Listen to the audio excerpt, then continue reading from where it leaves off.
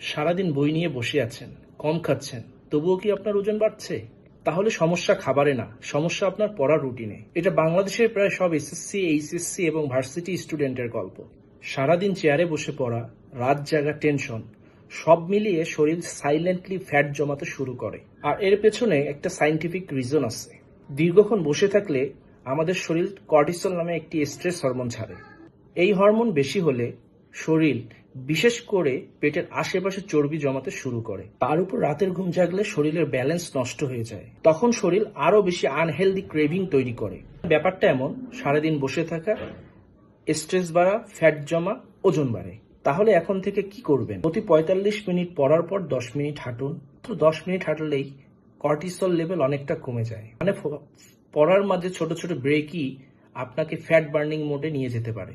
এই কারণে অনেক টপার্স একটানা লম্বা সময় ধরে বসে পড়ে না।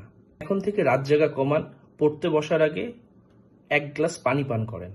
আর এই ছোট ছোট হ্যাবিটগুলোই ওজন নিয়ন্ত্রণে আপনাকে সাহায্য করবে লং টার্মে।